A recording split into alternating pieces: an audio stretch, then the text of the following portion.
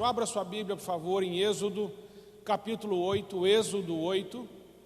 E hoje nós vamos falar, o título desse sermão é As Propostas de Satanás. A saber, 4 propostas que Satanás vai fazer nesse texto, incluindo o capítulo 8, 9 e 10 de Êxodo.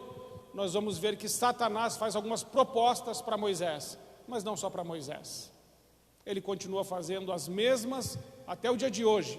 E nós precisamos começar a entender na nossa vida se tem alguma dessas propostas e que posicionamento devemos tomar segundo a palavra de Deus. Então, Êxodo capítulo 8, eu vou ler alguns versículos, não vou ler todo, porque é Êxodo 8, 9 e 10 que vai falar de toda essa passagem.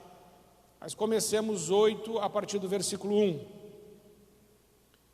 O Senhor falou a Moisés: vá ao faraó e diga-lhe que assim diz o Senhor: deixa o meu povo ir para que me preste culto. Se você não quiser deixá-lo ir, mandarei sobre todo o seu território uma praga de rãs. O Nilo ficará infestado de rãs. Elas subirão e entrarão no seu palácio, no seu quarto e até na sua cama. Estarão também nas casas dos seus conselheiros e do seu povo, dentro dos seus fornos e nas suas amassadeiras. As rãs subirão em você, em seus conselheiros e em seu povo. Depois o Senhor disse a Moisés: diga a Arão que estenda a mão com a vara sobre os rios, sobre os canais e sobre os açudes, e faça subir deles rãs sobre a terra do Egito. Assim Arão estendeu a mão sobre as águas do Egito, e as rãs subiram e cobriram a terra do Egito. Mas os magos fizeram a mesma coisa por meio de suas ciências ocultas. Fizeram subir rãs sobre a terra do Egito. O faraó mandou chamar Moisés, Arão, e disse: orem ao Senhor para que ele me tire essas rãs de mim e do meu povo, e então deixarei o povo ir e oferecer sacrifícios ao Senhor. Moisés disse ao faraó: tua é a honra de dizer-me quando devorar por ti, por teus conselheiros e por teu povo, para que tu e tuas casas fiquem livres das rãs e sobrem apenas as que estão no rio. Amanhã, disse o faraó. Até aqui, irmãos. Depois nós vamos ir para outros textos, mas até aqui por enquanto.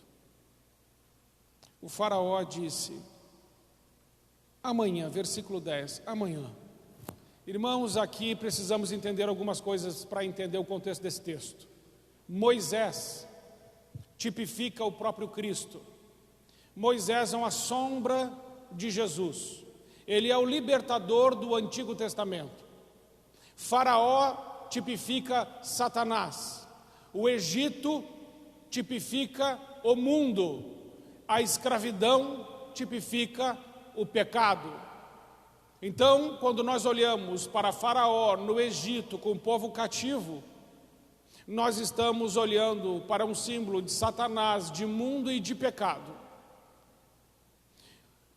Moisés, então, é a figura de Cristo no Antigo Testamento. O livro de Êxodo é o livro que mais fala sobre libertação da Bíblia. Quando nós olhamos isso, precisamos logo começar a nos preocuparmos a entender melhor o Antigo Testamento, porque se não entendermos o Antigo Testamento direito, não entenderemos o Novo.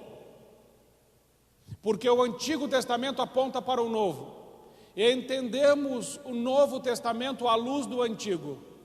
Mas entendemos também o Antigo à luz do Novo. De forma que a Bíblia toda se completa e a Bíblia toda responde todas as perguntas que ela tem. Não precisa de livro para responder o que está na Bíblia. A Bíblia responde todas as perguntas que ela mesma faz. Então, quando nós estamos olhando, irmãos, aqui, o faraó é uma figura de Satanás. Moisés é o libertador. O Egito é o mundo, a escravidão é o pecado. Deus enviou um libertador, Moisés. E Moisés agora está diante de Faraó.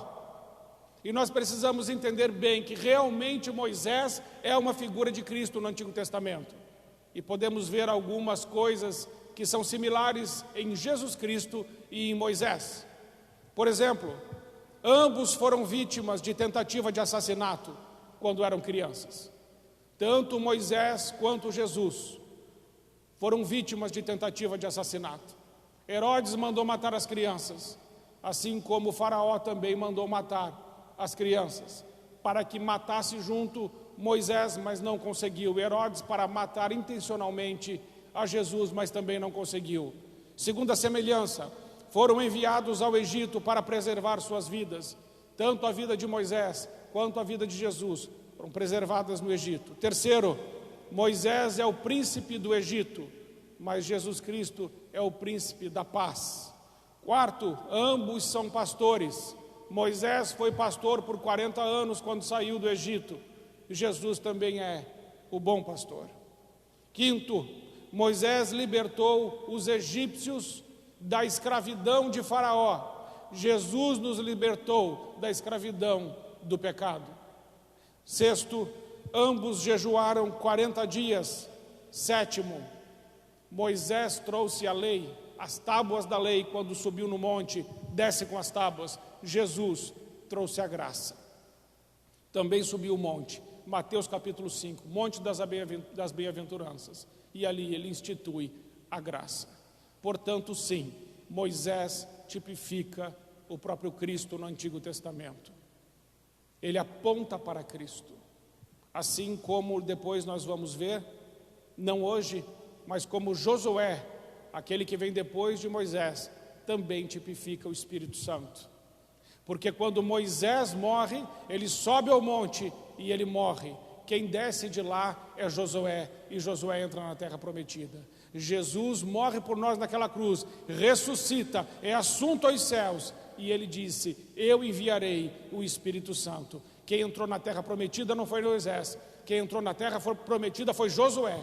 Portanto, quem entra em nós também é o Espírito Santo. Nós somos terra, nós somos pó, nós somos templo, e o Espírito Santo entrou em nós depois que Jesus terminou a sua obra na terra. Assim, irmãos, quando olhamos para o Antigo Testamento, percebemos que realmente, de fato, ele aponta para o novo, e conseguimos entender melhor o novo à luz do antigo. E quando Moisés então termina a sua obra e Josué inicia, Josué vai derrotando os povos que estão na terra prometida. E o Espírito Santo, quando entra em nós, também vai nos convencendo do pecado, arrancando de nós aquilo que não se parece com Cristo e nos colocando no reto e santo caminho, o caminho de Deus, o caminho da santificação. Dito isso, primeiro ponto dessa mensagem, primeira proposta de Satanás, está em Êxodo capítulo 8, versículo 25. Primeira proposta de Satanás: não saia do Egito. Diz assim, Êxodo 8, 25. Então chamou Faraó a Moisés e Arão e disse: ide e sacrificai ao vosso Deus nesta terra. Amados irmãos, primeira proposta de Faraó, que é um símbolo de Satanás: quer adorar a Deus? Pode ir, mas adore nesta terra. E aí eu preciso te dizer, irmãos, parece ser uma proposta boa, mas não é. Não dá para adorar a Deus com os pés no mundo. Não dá para vir à igreja adorar a Deus e permanecer no pecado. Não dá para adorar a Deus e continuar preso na pornografia. Não dá para adorar a Deus e cometer adultério. Não dá para adorar a Deus e continuar na fornicação. Não dá para adorar a Deus e continuar na mentira, na soberba, na raiva, no orgulho, na arrogância. Não dá para vir à igreja e simplesmente fazer dela um compromisso social. Satanás está dizendo a Moisés: quer adorar, adora aqui, nesta terra, porque o mundo jaz no maligno. Satanás é o príncipe deste mundo. Jesus, quando veio à terra, ele falou assim: o meu reino não é daqui, eu não sou deste lugar, eu não pertenço a este lugar. Esta verdade está em João capítulo 15, 18 e 19, quando Jesus diz: se o mundo vos odeia, tenho em mente que antes odiou a mim. Se vós pertencesseis ao mundo, ele os amaria como se fossem dele. Todavia, vocês não são do mundo, mas eu os escolhi, tirando-os do mundo, porque o mundo os odeia. Isso está em João 15, 18 e 19. Jesus Cristo está dizendo: eu não sou deste mundo e eu tirei vocês do mundo. Portanto, primeira lição que precisamos atender nesse texto: Satanás propõe, na figura de Faraó, adore a Deus, fique aqui no mundo. Irmãos, não dá. Não dá. Não podemos adorar a Deus sem romper com os esquemas do mundo. Não podemos nos tornar cidadãos dos céus sem um novo nascimento. Não podemos viver a santidade e permanecermos no mesmo lugar, na mesma terra. Não dá, irmãos, para ser crente de fachada. A proposta de Satanás é: adore a Deus, mas continue fazendo tudo do seu jeito, porque Deus te ama, porque Deus te entende. Não é verdade. Não é verdade. Quem decide andar com Cristo precisa morrer. Aquele que quiser me seguir, renuncie a si mesmo, pegue sua cruz e siga-me. Aquele que quiser ganhar a sua vida, perdê-la-á, mas aquele que perder a sua vida por amor de mim, ganha-la-á. Paulo: estou crucificado com Cristo, logo já não sou eu mais quem vivo, Cristo vive em mim, e a vida que presente na carne, vivo na fé no Filho de Deus que me amou e se entregou por mim. Não dá para viver aqui, nesta terra, com os pés fincados neste chão.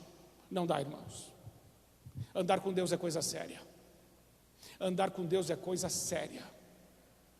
A proposta do Satanás é: adore a Deus, mas faça do seu jeito. Adore aqui nessa terra.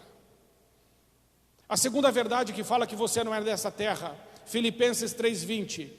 A nossa cidadania, porém, está nos céus, de onde esperamos ansiosamente um Salvador, o Senhor Jesus Cristo. A nossa cidadania está nos céus. Precisamos entender, amados irmãos, que nós somos peregrinos e viajantes. Esse lugar não é nosso. Essa terra não é nosso lugar. Aqui não é nossa cidade de verdade. Aqui não é nossa morada de verdade. Jesus disse: eu não sou daqui, vocês também não, porque eu tirei vocês daqui. Então vivamos como cidadãos dos céus. Vivamos como habitantes da pátria celestial. Vivamos como a comunidade santa de Jerusalém do Senhor. Outro texto que afirma essa verdade, Hebreus 13:14. Pois não temos aqui nenhuma cidade permanente, mas buscamos a que há de vir. Tudo isso aqui vai passar, irmãos. Isso tudo vai virar pó. Isso tudo vai ser destruído. Entenda isso. Tudo que não é eterno é eternamente inútil. Cuidado com as coisas que você valoriza demais. Porque aquele que está aqui, mas é de Deus, não ama o mundo e nem o que no mundo há. Outro texto que fala essa verdade, Tiago 4:4. Adúlteros, vocês não sabem que a amizade com o mundo é inimizade com Deus? Quem quer ser amigo do mundo, faz-se inimigo de Deus. Não existe amigo do Evangelho. Eu sou amigo do Evangelho. Eu gosto tanto de algumas coisas do cristianismo. Eu simpatizo com a parte. Irmãos, cristianismo e Jesus Cristo é assim: ou é tudo, ou é nada. Ou está dentro, ou está fora. Ou é de Deus, ou não é de Deus. Ou está no céu, ou está no inferno. Não tem meio termo com Jesus. Ele disse: aquele que não junta comigo espalha, e aquele que não está comigo, este está contra mim. É necessário, irmãos, tomarmos uma firme decisão e uma firme conduta de acordo com os princípios e valores da palavra de Deus e alinharmos a nossa vida com Deus. Porque a proposta de Satanás é: pode ficar, pode adorar, faz barulho na igreja, canta, faz até umas orações, aí fica no mundo. Porque ali você está nas mãos dele. Mas Moisés rechaça prontamente essa proposta de Satanás e diz: não, nós não vamos adorar a Deus nesse lugar. Ou seja, eu não pertenço ao Egito e não estou preso à escravidão do Egito. Deus já me libertou. Deus já te libertou. Gálatas 5:1, foi para a liberdade que Cristo vos libertou. Não voltem mais para o jugo do pecado. Uma vez que saiu da escravidão, não volte para lá. Venceu uma área, permaneça livre. Agora, se isso aconteceu com você, e se você está vivendo em pecado, a Bíblia diz em 1 João 1:9, se confessarmos os nossos pecados, Deus é fiel e justo para nos perdoar os pecados e nos purificar de toda injustiça. Está em pecado? Confessa. Porque Ele é fiel, Ele é justo para perdoar pecado, para purificar injustiça, mas confessa e deixa. Precisamos quebrar o ciclo de arrependimento, pecado, arrependimento, pecado, arrependimento, pecado. Não, é arrependimento, santidade. É arrependimento, abandono do pecado. É arrependimento, posicionamento. Porque o Pai procura adoradores que o adorem em espírito e em verdade. O Pai não está procurando louvor, o Pai não está procurando igreja, o Pai não está procurando liturgia, o Pai não está procurando ritual, o Pai não está procurando nem adoração. O Pai procura adoradores. Que em nome de Jesus Ele nos ache. Segunda proposta de Satanás. São 4, irmãos. Não desanime. Melhora no final. São 4. Segunda proposta de Satanás. Êxodo 8:28. Então disse Faraó: deixai-vos e ir, para que sacrifiqueis ao Senhor vosso Deus no deserto. Somente que indo, não vades longe. Irmãos. Segunda proposta de Satanás: vá até onde eu possa te controlar. Qual é a segunda proposta de Satanás? Vá, mas vai na minha coleira. Até onde eu soltar a corrente, você vai. Quando eu puxar, você volta. Ele está dizendo, vai, mas não vai muito longe. O que ele está querendo dizer? Não mergulhe em Deus. Não busque o Espírito Santo. Vai só na igreja. Vai de vez em quando. Vai levando aquela vida medíocre com Deus. Vai vivendo assim, fazendo de Deus um bombeiro que só serve para apagar incêndio na minha e na sua vida. Deus não é bombeiro, irmãos. Ele é Senhor. Mas tem gente que trata com Deus só como bombeiro. Senhor, tem um incêndio aqui, pelo amor de Deus, me ajude. Senhor, estou doente, me ajude. Senhor, estou com uma situação difícil, me ajude. Senhor, eu preciso da tua graça, me ajude. Amém, Deus ajuda. Mas Deus quer pai, Deus quer relacionamento, Deus quer intimidade, Deus quer filhos que o adorem em espírito e verdade. Ele disse, buscar-me-eis e me achareis, quando me buscardes de todo o vosso coração. Não é assim de qualquer jeito. Precisamos entender que intimidade, ela se desenvolve com presença.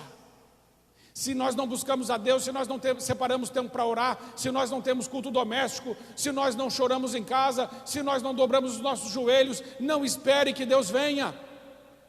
Porque Ele disse, buscar-me-eis e me achareis quando me buscardes de todo o vosso coração. Mas Satanás diz assim, pode ir na igreja, mas não vai longe não. Não vira fanático não. Um culto tá bom. Para que reunião de oração? Para que ministério de homens? Para que no culto de manhã? Para que no culto de quinta? Para que? Vai, mas não vai longe. Continua dando prioridade para as tuas coisas. Coloca o teu trabalho em primeiro lugar. É isso que ele está falando aqui, Satanás. Coloca o teu trabalho em primeiro lugar. Coloca a tua vontade em primeiro lugar. Vai na igreja se der, quando der. É isso que ele está dizendo. E agora eu quero te trazer uma estatística. Agora só com os homens, vou falar só sobre homens que estão dentro da igreja. A cada 10 homens dentro da igreja, 9 terão filhos que abandonarão a igreja. Isso é estatística. Está no livro. É coisa séria. 10 a cada 10 homens dentro da igreja, 9 terão filhos que abandonarão a igreja. Por quê, irmãos? Por quê? Porque não foi exemplo. Porque tinha um pai que dizia assim, vai você para a igreja. Mas a Bíblia não diz, ensina o teu filho o caminho. A Bíblia não diz isso. A Bíblia diz, ensina o teu filho no caminho, vai com ele. 9, terão filhos que abandonarão a igreja. 8, não encontrarão satisfação em sua vida profissional. Por que não vão encontrar satisfação na vida profissional? Porque não está vivendo o propósito, não está vivendo a vocação. E por que não está vivendo a vocação? Porque não foi longe com Deus. Só na margem, só na beirada com Deus. Terceiro, 6 pagarão a quantia mínima em seus cartões de crédito. Serão presos pela ansiedade e escravos dos seus desejos e paixões. 5 terão problemas com a pornografia. Essa é a estatística que eu acho que está errada. É mais. Mas aqui diz 5. 4 irão se divorciar. Casas divididas. 33% dos brasileiros não têm o nome do pai na certidão de nascimento. Onde estão os homens? Todos os 10 enfrentarão tremendas lutas para equilibrar trabalho e família. Irmãos, é isso que é a proposta de Satanás. Quer ir adorar Moisés? Pode ir com o povo, mas não vai longe. Fica aqui. Aqui é onde eu posso te controlar. Fica aqui, tem vínculos comigo, você está preso comigo. Mas a Bíblia é muito clara a dizer, foi para a liberdade que Cristo vos libertou. Se Cristo vos libertar, verdadeiramente sereis livres. Se você está preso em alguma área da sua vida, hoje você pode ser livre. Se você não está indo fundo com Deus, tome uma decisão, por favor, tome a decisão hoje. Hoje. Porque algumas coisas acontecem na nossa vida porque a gente vive na margem do Evangelho e não nos relacionamos com Deus como deveríamos, irmãos. Isso é um fato. Terceira proposta de Satanás. Êxodo 10, versículos 10 e 11. Então ele lhes disse: seja o Senhor assim convosco, como eu vos deixarei ir a vós e a vossos filhos. Olhai que há mal diante da vossa face. Não será assim. Agora ide vós, homens, e servi ao Senhor. Terceira proposta de Satanás. Pode ir, mas vão só os homens. Pode ir, mas as crianças e os jovens ficam. O que Satanás está propondo aqui? O que Faraó, que é a figura de Satanás, está propondo a Moisés? Vai, mas não vai a família inteira, vai só os homens. A criança e jovens ficam. O que ele quer dizer, irmãos?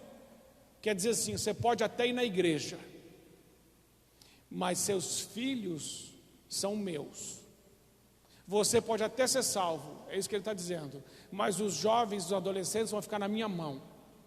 Que aí vai, pode até ir longe, mas eles ficam. O que Satanás está querendo propor aqui é pegar a geração seguinte, é colocar a mão na nossa linhagem, é pôr a mão na nossa descendência. E eu já falei várias vezes, irmãos, o nosso sucesso está na sucessão. Se o sucesso acabar em nós, fomos um fracasso. O sucesso está em garantir que a próxima geração será melhor que nós. O sucesso está em garantir que a próxima geração será conhecida como geração cheia do Espírito Santo, sal da terra, luz do mundo, instrumentos de justiça, homens e mulheres cheios do Espírito Santo. Esse é sucesso. Sucesso não é carro, sucesso não é casa, sucesso não é dinheiro. Essas coisas vão apodrecer aqui e às vezes acumulamos alguma coisa só para dar confusão quando a gente morre, que a gente brigando pela miséria que ficou. É ou não é? Então pensa, como está a tua família? Não adianta a gente se contentar porque nós estamos na igreja. Você faz bem de sair da terra, de ir mais longe e de vir à igreja. Mas não desiste da tua família. Ore por eles, interceda por eles. E tem mais: se na tua família veio tudo errado até chegar em você, não vai passar de você. Você tem que entender que Deus te deu autoridade para dizer para os principados, potestades, serpentes, escorpiões, os espíritos do mal que habitam as regiões celestiais. Você tem autoridade para dizer: até aqui você veio, daqui você não vai passar. A partir de agora é novo céu sobre as futuras gerações. A partir de agora é Deus na minha casa, é o Espírito Santo liderando, e a vitória, a graça e a misericórdia, a compaixão de Deus estão sobre a minha família. Eu não vou desistir. É necessário tomar uma atitude, porque Satanás, ele quer crente, ele quer cristão, mais ou menos, não serve para nada. Nós precisamos ser de Deus mesmo, para valer, e sermos intercessores pela nossa família. Porque eu não sei você, mas eu quero ir para o céu, mas eu quero que a minha família vá também. E eu sei que você quer a mesma coisa.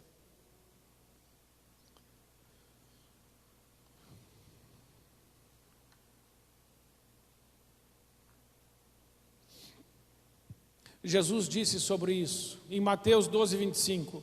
Jesus, conhecendo os seus pensamentos, disse-lhes: todo reino dividido contra si mesmo será arruinado. Toda casa dividida contra si mesma não subsistirá. Por isso eu quero te dizer imediatamente também. Isso foi Mateus 12, 25. Satanás quer dividir a minha e a sua casa, sabe por quê? Porque se ele dividir a nossa casa, a gente perde. Se ele colocar uns com os outros, a gente perde. Jesus disse: uma casa dividida não prevalece. Nós precisamos juntar a nossa casa. Então você que é casado, e você que tem filhos, talvez você não consiga juntar toda a sua família, mas talvez você consiga juntar a tua família onde você mora, na tua casa. É dessa casa que eu estou falando. Dessa onde você é o marido, o sacerdote, dessa onde você é a mulher. Por favor, faça culto doméstico. Invoque o nome do Senhor na sua casa. A igreja talvez não possa funcionar agora, nem quarta, nem quinta e nem domingo. Não sei quando voltaremos, Deus sabe. Mas enquanto não podemos voltar aqui nos reunir, faz o culto doméstico na tua casa, coloca louvor, adora junto com a tua família, invoca o nome do Senhor, lê a palavra de Deus, profetiza sobre os teus. Não perca o fervor, não perca a paixão. Creio que Deus vai falar muito contigo nesse tempo. E não é porque a igreja vai estar fechada que nós vamos deixar de ser o que somos. Nós somos a igreja. Isso aqui é só um salão. Quando você se reúne com a sua família, ali está a igreja de Jesus. Quarta proposta de Satanás e última. Êxodo 10, 26. E também o nosso gado há de ir conosco, nem uma unha ficará, porque daquele que havemos de tomar para servir ao Senhor o nosso Deus, porque não sabemos com que havemos de servir ao Senhor até que cheguemos lá. Faraó fez a última proposta aqui. Pode ir então, vai. Mas deixa o que você tem comigo.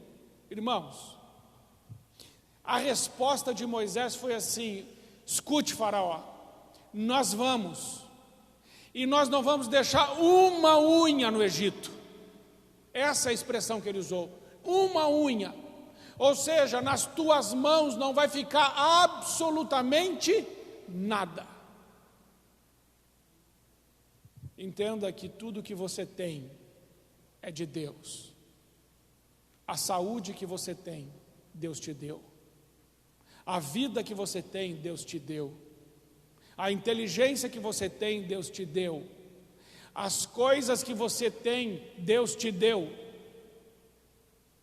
Eu lembro, irmãos, paguei 20 anos aluguel, 20 anos. E orei muito a Deus, falei: Senhor, também se eu não tiver nada, não tem problema. porque quando eu morrer, a minha pátria é no céu, a minha casa é no céu, o meu lugar é contigo. Se eu não tiver, tudo bem, mas se o Senhor me der, eu te agradeço. E Deus me deu. Ele me deu.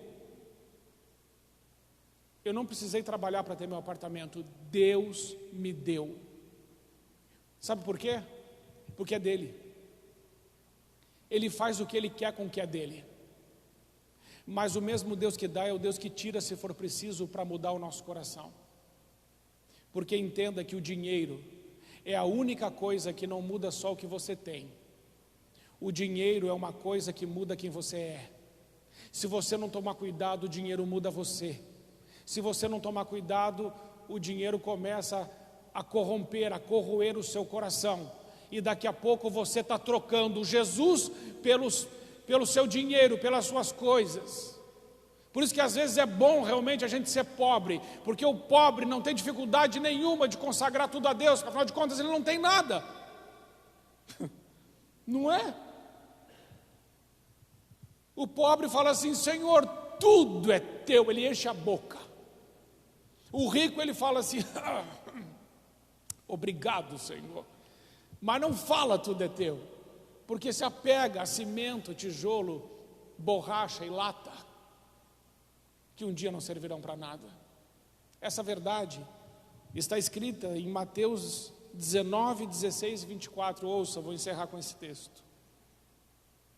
E eis que aproximando-se dele um jovem, aproximando-se de Jesus: bom mestre, que farei para conseguir a vida eterna?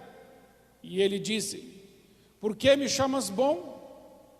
Não há bom senão um só, que é Deus.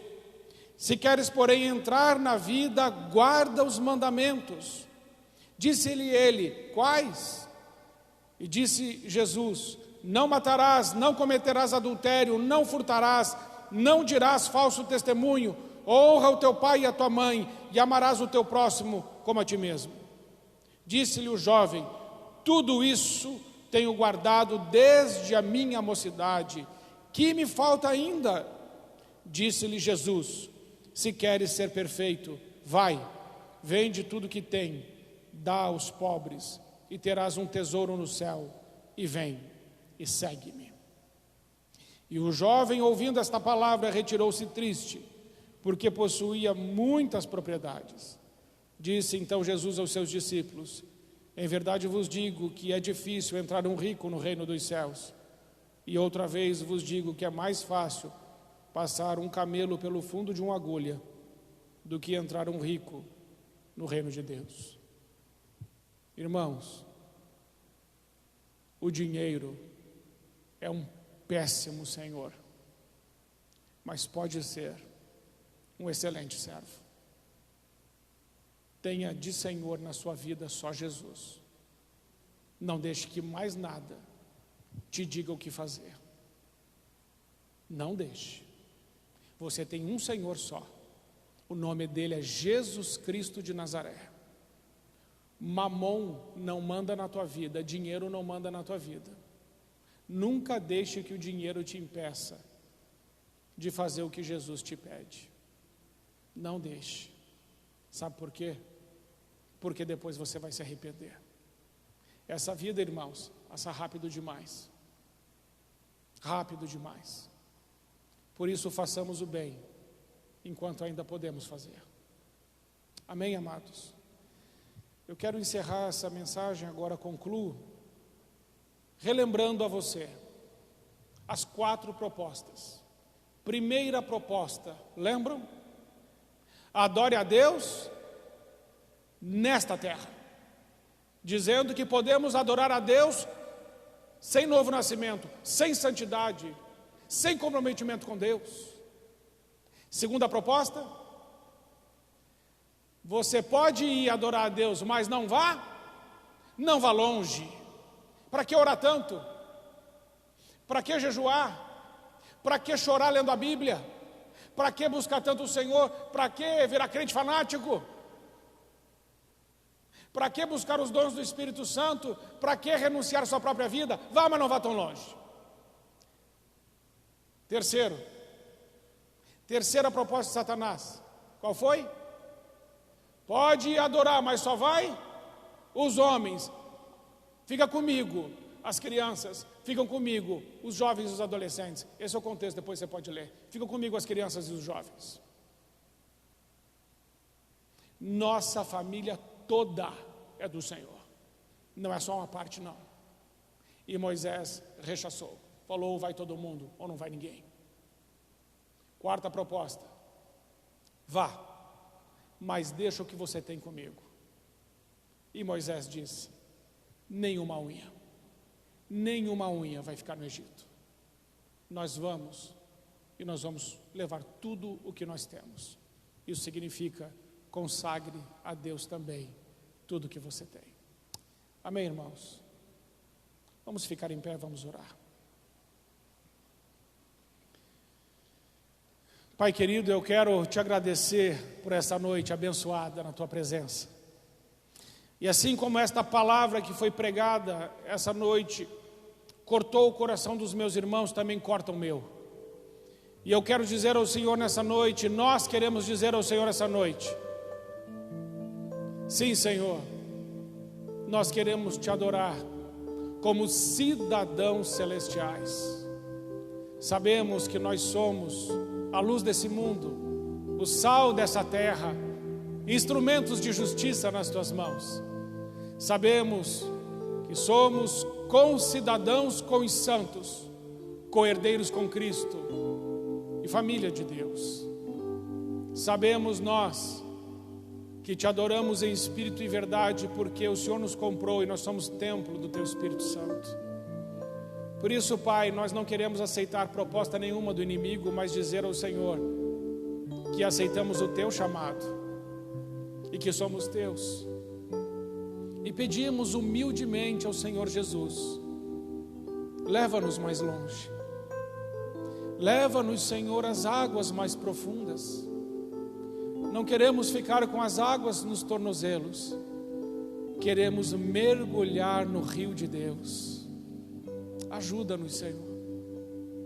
Ajuda-nos. Leva-nos. Ensina o caminho para cada um de nós. Um caminho mais profundo, de uma intimidade ainda maior.